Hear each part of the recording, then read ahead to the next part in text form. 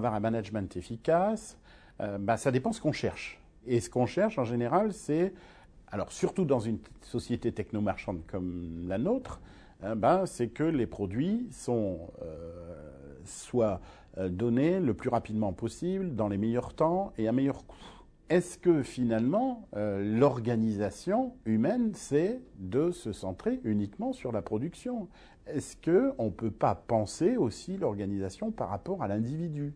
Est-ce que dans l'organisation, l'individu, c'est pas ce qu'on doit chercher, c'est pas aussi son bonheur?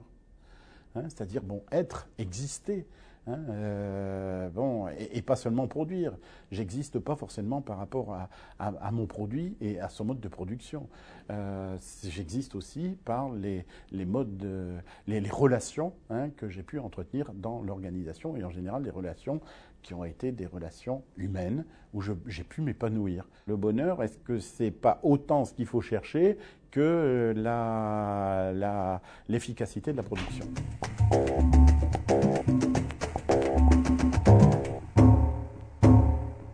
Dans les années 70, on pensait au bonheur dans les entreprises.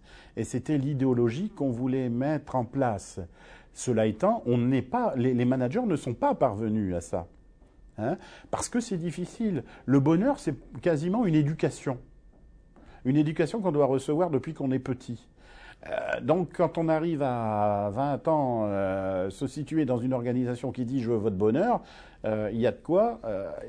On comprend que les opérateurs qui soient là-dedans se posent des questions. Pourquoi on veut mon bonheur? Après tout, mon bonheur, moi je sais que c'est pas au travail.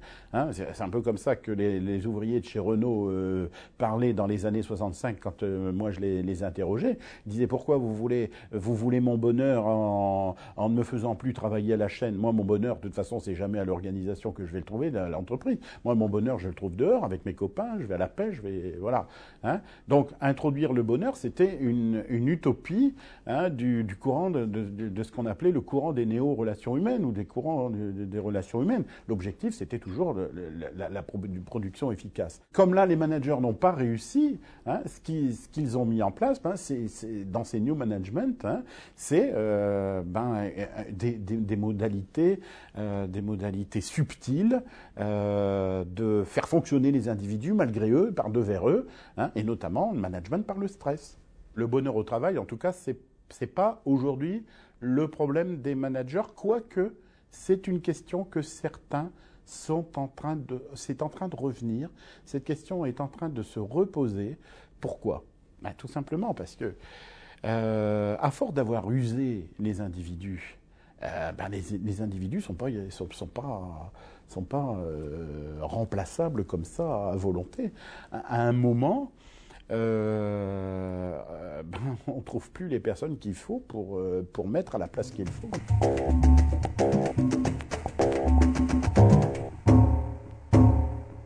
Dans une société technomarchande, de toute façon, la fiabilité se mesure dans l'efficacité. Ça se mesure en monnaie sonnante et trébuchante, tout simplement. C'est-à-dire, si l'organisation fait des bénéfices importants et que ces actions se portent bien en bourse, c'est tout, elle est efficace.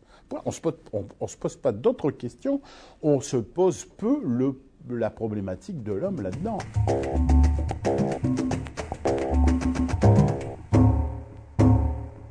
Pour moi, c'est fondamental que le psychologue replace son acte dans une dimension plus globale qui est le sens de l'organisation et même de la société. Pour moi, ce qui est aliénant, c'est la non-connaissance du système. C'est-à-dire, en gros, quand on sait le sens de l'organisation et comment elle est faite. Voilà. Moi, je crois que c'est ça qui est fondamental. Et donc, pour le psychologue, quand on pose un acte qui est de dire à l'individu, prenez conscience de vos compétences, par exemple, dans un bilan de compétences. Prenez conscience de vos compétences, voilà. Donc j'agis en miroir pour que tu puisses te regarder à la fois, alors surtout sur le plan de tes compétences, et que l'individu là derrière, a pris conscience qu'effectivement, il avait des compétences. Est-ce qu'on a fini? Est-ce que après m'être situé comme ça, je vais trouver un travail, je vais savoir m'orienter pour trouver le lieu où je vais avoir du travail, hein, ou de l'activité. Je préfère le mot activité que le mot travail. Je dis là qu'on a fait la moitié du travail, on a fait la moitié on a rempli la moitié de notre contrat. Je crois qu'il est important que l'individu se soit resitué à partir de son travail dans une problématique plus globale. Nous avons besoin d'activité, effectivement, pour exister.